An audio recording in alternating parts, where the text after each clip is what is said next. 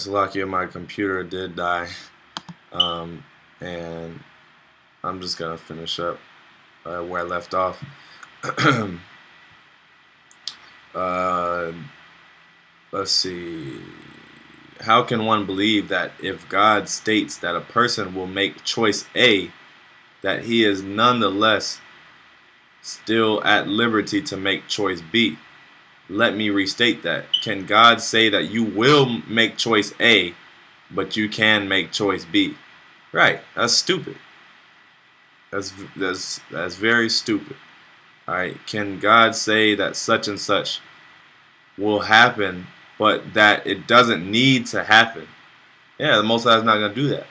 The disciples will forsake and deny Christ, and that, you know what, that would make the Most High a liar, and the Most High is not a liar. The Most High doesn't lie. So if the Most High says you're gonna do this, but you make choice B like it says, then that would make the Most High a liar. Alright? Can God say that such and such will happen, but that it does not need to happen? The disciples will forsake and deny Christ, but have free choice not to forsake and deny Him. God knows in advance that something will be a certain way, and it doesn't have to be. God knows in advance that something will be a certain way, and yet it doesn't have to be that way. Am I going too fast for anyone? So I like the way this is written. Not only, and by the way, this site is called BibleTruths.com. All right.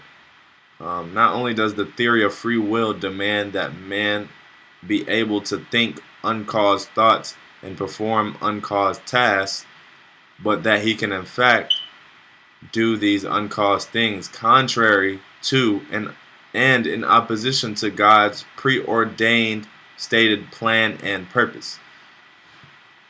He must be blind indeed, who cannot or will not see that such a haughty presumption lifts such an one's ego to that of a veritable God in his own heart and mind. So you see, that's what this whole free will goes back to. That's why you got these guys called, this whole black conscious movement and this whole Godhead. All right, and that's where you get this whole the whole New Age movement. All right, and I am God, law of attraction. All right, the whole law of attraction thing, and I am the creator of my universe. I am God. All right, and these guys are phony, man. Because if you were God, then how come you can't control? Like for instance, you getting a flat tire on the way to work. How come you can't control that? How come you can't just make it rain? How come you can't, how come you're not in control of the weather? Because that's what they claim. They say, yeah, I'm in control of my own life, and I have I have power over my own life. But, the Most High, man, the Most High, that's why you got to fear the Most High again. Because the Most High can throw you a curveball, man. He'll throw a damn monkey wrench in your plan. Alright? You think you're going to do this, and you got it all planned out. Yeah, I'm going to do this. I'm going to go to college. I'm going to, I'm going to do all this. Yeah, alright? And the Most High, he'll damn fuck up your whole, and that's the scary part about the Most High. Because your whole life can change at the split of a second. Alright? You might be driving one day and become paralyzed for the rest of your life and never be able to walk again. Alright? And that's what some of you guys don't get. That's why you other camps, you Nate, and that's why you churches, and all you people that are off, alright, that's why you don't fear the Lord. Because you're not, which really, it ain't up to you. Just like this whole point that I'm making, it's not up to you. Alright, the Most High, He's in control of this thing. He created some people to be the wicked, and he created some people to be the righteous.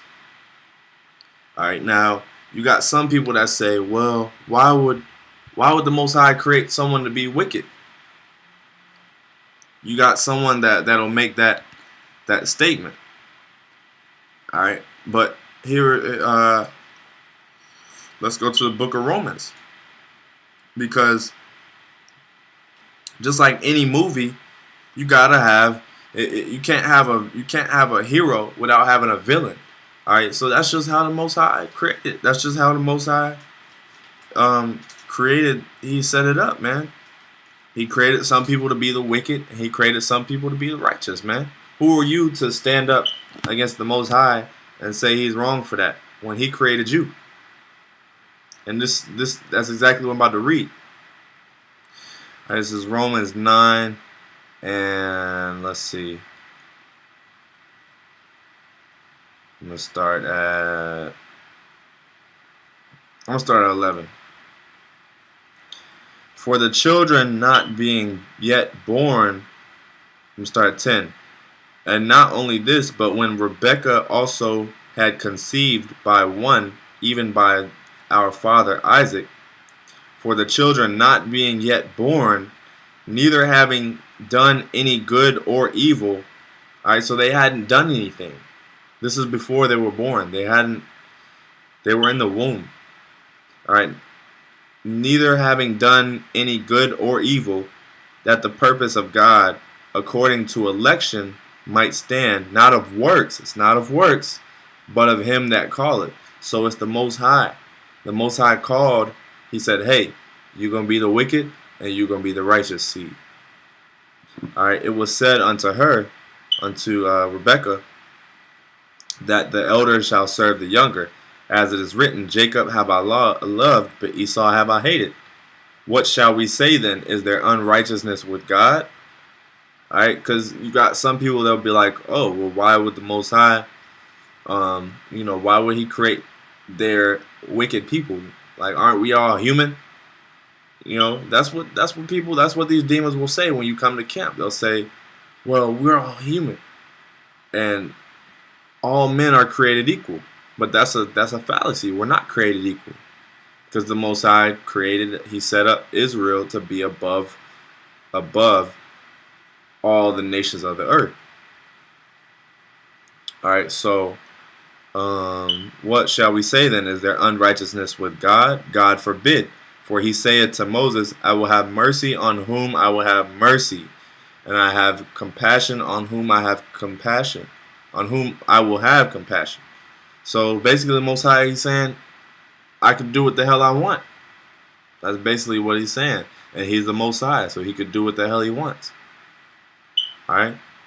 So then it is not of him that willeth, nor of him that runneth, but of God that showeth mercy. So it's not of you. It's not of him. It's not of man. It's of God. Whoever God shows mercy on. Alright.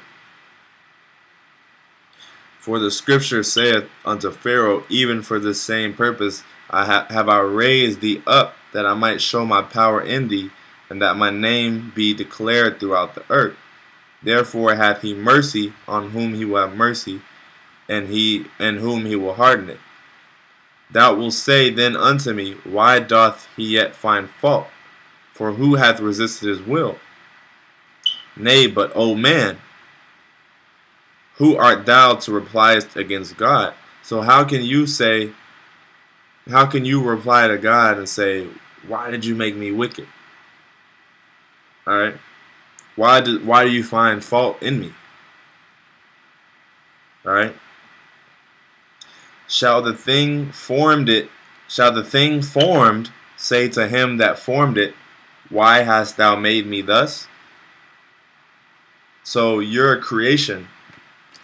It says, should the creation say to the creator, why have you made me this way? No, man. That's just the way you were created. Just like let's see. I'm gonna give you an example. Like, there's roles. See, in this world, you have to understand roles. All right, just like in a kingdom or any judicial system, anything, you have roles. The secretary doesn't get mad at the treasurer because the secretary is the secretary. He does his secretarial duties, but he doesn't look at the treasurer and say, damn, why can't I handle the money? That's not his role. You got to understand your role in this thing. All right.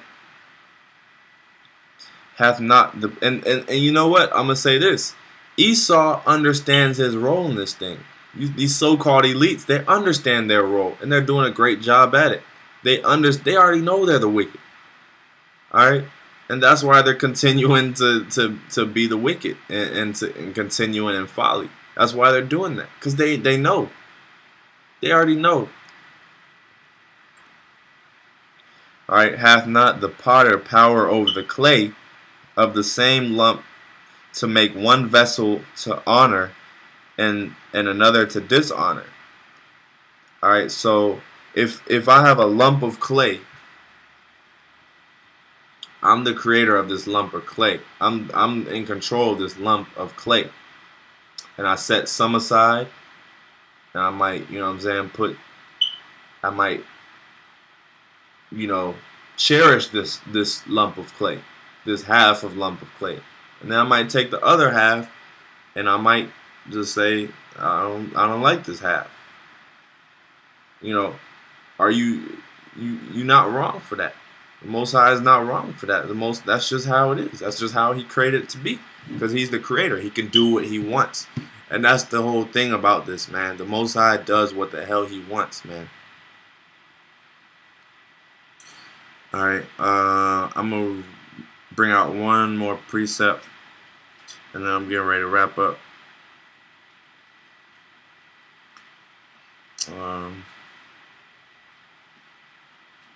If I can find it.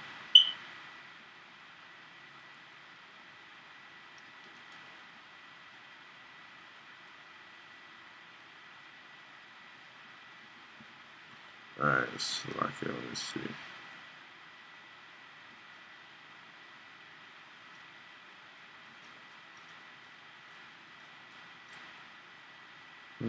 Philippians.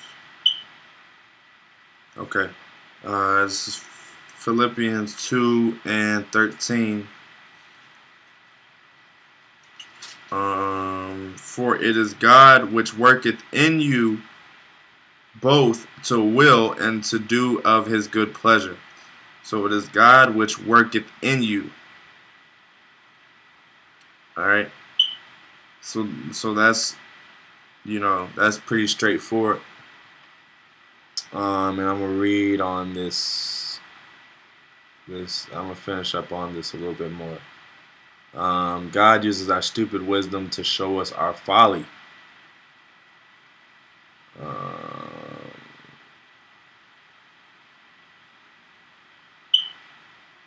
Peter answered and said unto him, though all men shall be offended because of you, yet I will never be offended. Alright, and that's when Peter denied YAHAWASHI 3 times. Because Peter, like I said before, Peter denied Yahweh. He said, I'll never deny you. And then what happened? He denied Him. Alright. Oh yeah. Okay, this is free will defined. Free will, the ability or discretion to choose. Free choice, the power making free choices that are unconstrained by external circumstances or by an agency such as fate or divine will. Alright. Free will, freedom of humans to make choices that are not determined by prior causes. Everything we do is by prior causes or by divine intervention, and the Most High is that divine intervention. It is useless to study on this term free will unless we stick to a strict, concise, and precise definition of the term. As can be seen from our dictionary, free will does not have for concise or precise definition the ability to make choices. Yet this is the way it is often defined. Notice that our dictionaries are specific in stating that it is free choice. That is the definition of free will, rather than just choice alone. To be an expression of free will, choices must also be free. Free from what? Just read it. Free from prior causes, free from constraint, free from fate, free from external circumstances, free from divine will, free from divine intervention. Those who would argue for free will, however, refuse being held to these precise and concise definitions. They want the mere ability to make a choice, and that's that illusion of choice, to be considered an act of free will. Well, it is nothing of the kind. Making a choice has absolutely nothing to do with the doctrine of free will. This is easily demonstrated. Computers make choices. See? Computers make choices. They can make trillions of choices per second.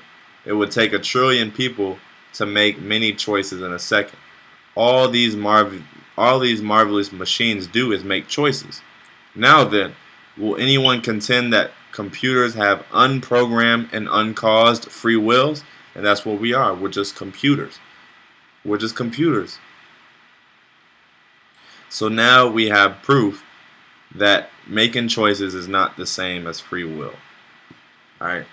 Now let's go back here, and I'm going to read on this a little bit more.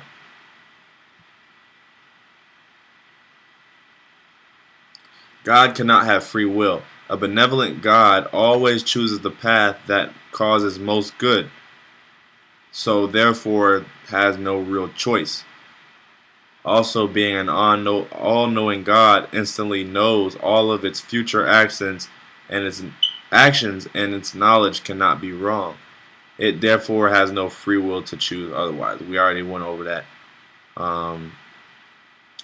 The free will of God is important for resolving the problem of evil. If God has free will but never chooses evil, then it could have created life in the same way, with free will but also never choosing evil. I'm going to skip on.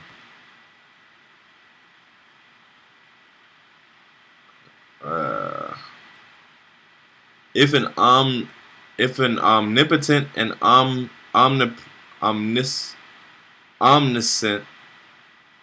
omniscient being created the universe at time, do we have free will? The answer is no, of course, and the proof follows. God is omnipotent. It can do any logical thing. It is a requirement of omnipotency that it also must be omniscient. It knows everything. If it can do anything, then in an instant it can look at the position of everything in the universe and know everything. When it created the universe, or life, it knew full well what it was doing. Every event that affects a person's have already been laid down and foreseen by this God. It is these events that affect a person's character and therefore what choice they will make. Let us presume a person has two choices to make. He can go to heaven or hell. The crux of the matter balances on him doing whatever act is required to get him into heaven.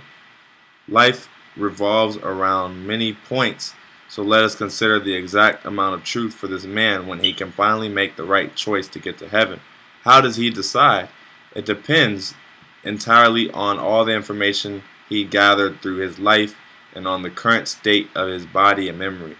All these things were not his doing, not his devising, and not his choice. Yet the choice he finally makes depends on them. It is for this reason that God has already made the man's choice for him. Alright, so that's pretty much it. I hope y'all have been edified. Alright, giving all praises, honor, and glory to Yahawah, BAHASHAM, YAHAWASHI. Also, double honors to the apostles. All right, and shalom.